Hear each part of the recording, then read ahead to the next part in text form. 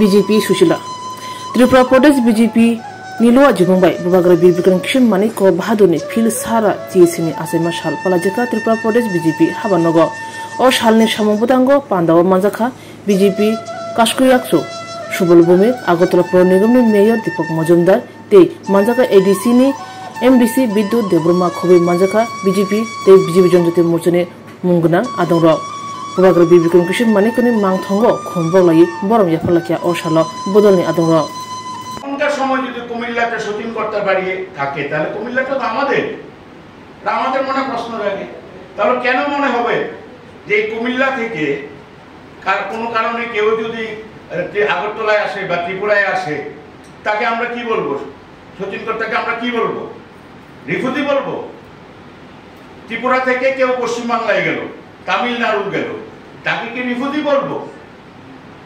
1947 সালের আগে দেশভাগের আগে ঠাকুরদা ভারতবর্ষে জন্মেছে আবার ঠাকুরদা এখানে চলে এসেছে তাহলে কি ভারতবর্ষ থেকে তো ভারতবর্ষে এসেছে ত্রিপুরা থেকেই পশ্চিমবঙ্গ গেলে তো এটা রিফিউজি হয় না বিদেশ হয় না একই দেশ ওই দেশেই জন্মগ্রহণ করেছে আবার এই দেশেই এসেছে সুতরাং মনস্তাত্ত্বিক দিক দিয়ে কমিউনিস্ট পার্টি দীর্ঘদিন এই দশরথ বাবুর নেতৃত্বে জনশিক্ষা আন্দোলনের নামে এই ত্রিপুরার ইতিহাসটাকে ধ্বংস করেছে তাদেরকে বুঝতে দেন ত্রিপুরার ইতিহাসটা চর্চা হয়নি যাই হোক এগুলি বিস্তারিত ত্রিপুরার হাজার বছরের ইতিহাস আছে এখানে রাজা মহারাজারা অত্যন্ত দয়ালু এবং তখনকার সময়ে আগরতলা পৌরসভা আমাদের এখানে মেয়র আছেন ভারতবর্ষের মধ্যে প্রাচীন পৌরসভা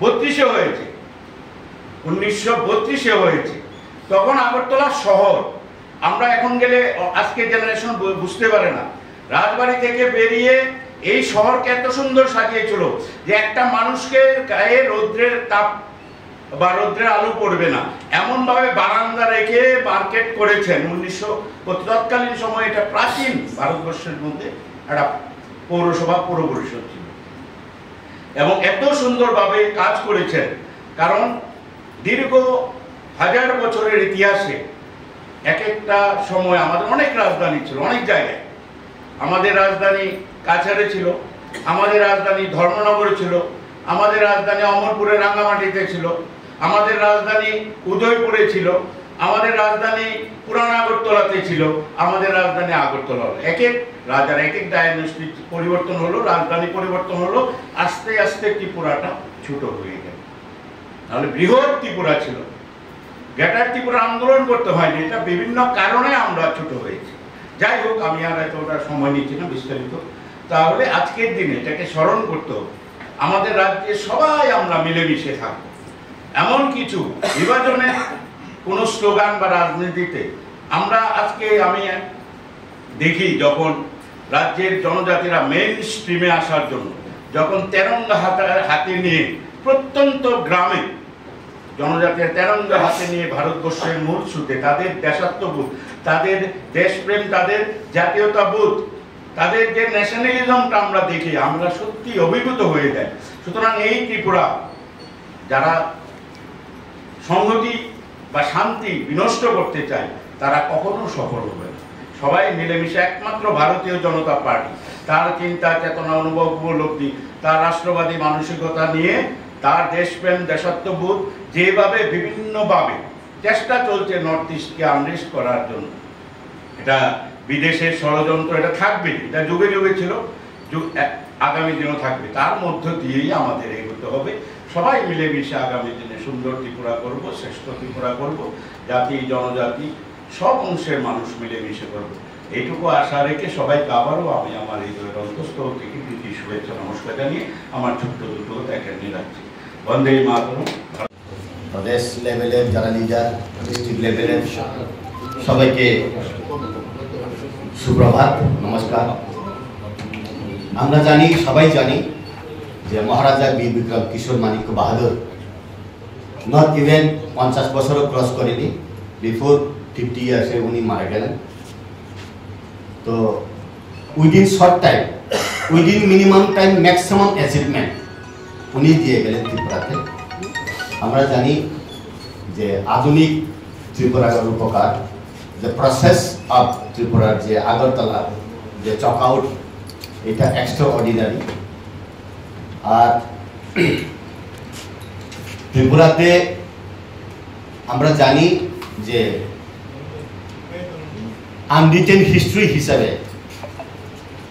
ত্রিপুরার মহারাজা বীর বিক্রম কিশোর মাণিক্য বাহাদুর উনি হিন্দু ছিলেন, কিন্তু ত্রিপুরার যে setup during writing of Indian constitution, এখানের অনেক স্মেল, এখানের অনেক যে হাওয়া যেভাবে সেকুলারিজমকে মেনটেন করলেন, উনি হিন্দু হওয়া সত্ত্বেও এখানে গেদুনিয়ার মসজিদ ছিল, এখানে বুদ্ধ মন্দির ছিল, লক্ষ্মীনারায়ণ বাড়ি থেকে শুরু করে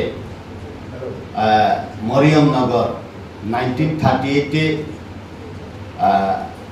এডিনগর অরুন্ধতী নগর যে মিশনারিদেরকে দিয়েছে। That means Tripura is the secularism country. It is proved by the Tripura Maharaja. যদিও 1949 15 অক্টোবরে মাত্র কাঞ্চনপ্রভা দেবী বিধবা ছিল, 34 ইয়ার্স ওল্ড, মার্চ করলেন, কিন্তু এখান থেকে কিছু the smell of writing of Indian constitution এরকম সেকুলারিজম স্মেলটা ছিল, এরকম আমরা জানি। তো আমরা প্রাউড করি ত্রিপুরাতে, স্পেসিফিক্যালি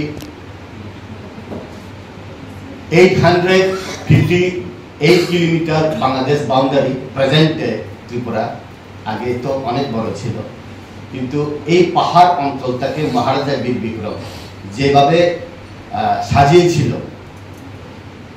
শহরের কিছু দূরে কলেজ, কিছু দূরে এয়ারপোর্ট, 1941-এর যে ওয়ার্ল্ড ওয়ারের সময় বিভিন্ন জায়গাতে এয়ারপোর্ট সেটআপ থেকে শুরু করে, একাডেমিক ডেভেলপমেন্ট থেকে শুরু করে, প্রজারা কোন জায়গাতে পড়বে, রাজপরিবারের লোক কোন জায়গাতে পড়বে, তুলসীপতি থেকে শুরু করে, কলেজ শহরে কলেজ থেকে শুরু করে, অ্যাজ এ হোল এখানে আমরা দেখি যা development of speech, development of smell, এইখানে ভারতবর্ষের অনেক স্টেট এই ত্রিপুরাতে তারা একটা চ্যাপ্টার হিসাবে ইয়ে করে। আনরিটেন হিস্ট্রি হিসাবে আমরা জানি, আমি 2 মিনিটের মধ্যে শেষ করব। আনরিটেন হিস্ট্রি, ভিক্টোরিয়া মহারানী লন্ডনে যখন ওনার বার্থডে পালন করার জন্য বিভিন্ন প্রদেশের বিভিন্ন রাজাদেরকে নিমন্ত্রণ করলো, মহারাজা বীর বিক্রম কিশোর মাণিক্য তখন ওইখানে উপস্থিত ছিলেন। উনি বললেন, I want to make a very modern hospital in London. বলেছিল ভিক্টোরিয়া ডিউরিং বার্থডেতে। আমরা শুনলাম, কারণ আমার মার বাবা দাদুও রাজা সিপাহী ছিল, রাধামোহন দেব, ওনার কাছ থেকে আমরা বিভিন্ন হিস্ট্রিক্যাল ব্যাকগ্রাউন্ড শুনি। তখন বললেন Victoria, I want to establish the modern hospital in London. সবাই রাজারা কন্ট্রিবিউশন করে। মহারাজা বীর বিক্রম খুব চালাক চতুর, বললেন আমাদের এই জঙ্গল এলাকা থেকে, প্রত্যন্ত ত্রিপুরা থেকে এখানে ট্রিটমেন্ট করার জন্য আমরা তো আসতেই পারবো না, বরঞ্চ we want to keep your memory, আপনার রিমেম্বারেন্সের জন্য, আপনার মেমোরির জন্য আমি আমার প্রদেশে, আমার দেশে আমি হসপিটাল খুলবো আপনার নামে, BM hospital, Victoria Memorial hospital, যেটা আইজিএম হসপিটাল আছে। তখন উনি খুশি হয়ে বার্থডেতে যত সোনা রূপা যত কিছু গিফট পেলেন মহারাজা বীর বিক্রমকে দিয়ে দিলেন, আমার দাদু বলতো। তো এটাই হিস্ট্রি। ব্রিটিশদেরকে ভিক্টোরিয়াকে মেমোরি করার জন্য, ব্রিটিশদেরকে ওয়েলকাম করার জন্য এখানে হসপিটাল হয়নি। যেহেতু রাজা হিসেবে আমন্ত্রণ পেলেন, তাহলে ওনার ইয়েতে হাসপাতাল খোলার জন্য বলেছিল, উনি আবার রিটার্ন করলেন, সব টাকা যত উনি গিফট পেলেন ওনাকে দিয়ে দিলেন। এইভাবে বিএম হসপিটাল শুরু হয়েছে। এরকম গল্প আকারে শুনে unwritten history, many unwritten history আছে পৃথিবীতে, ভারতবর্ষতে। এই ক্ষমতাটা আসার পর, ভারতীয় জনতা পার্টি ক্ষমতাটা আসার পর রাজ পরিবার থেকে শুরু করে রাজার প্রজা জনজাতিদেরকে সম্মান দেওয়া, ভারতীয় জনতা পার্টি ছাড়া কোনো পলিটিক্যাল পার্টি সম্মান দেয় না। এইখানে মহারাজা বীর বিক্রম এয়ারপোর্ট করার জন্য জনজাতিরা দুঃখ ছিল, প্রয়াস ছিল, চিন্তা ছিল, কোনোদিন আন্দোলন করেনি। আন্দোলন না করাতেও ভারতীয় জনতা পার্টি বুঝে the pulse of the tribal in Tripura. এখানে বিধানসভাতে রবীন্দ্রনাথ ঠাকুরের নামে করার জন্য সিপিএমরা চেষ্টা করেছিল। বিজয় রাঙ্গল তখন একাই জনজাতির এমএলএ ছিল, উনি প্রোটেকশন করলেন, প্রতিবাদ করলেন। এই জন্যে 2018-তে ভারতীয় জনতা পার্টি আসার সঙ্গে সঙ্গে করলো, মহারাজা বীর বিক্রম এয়ারপোর্ট নামকরণ করলো। এটা বিজেপি জনজাতিদের গর্ব।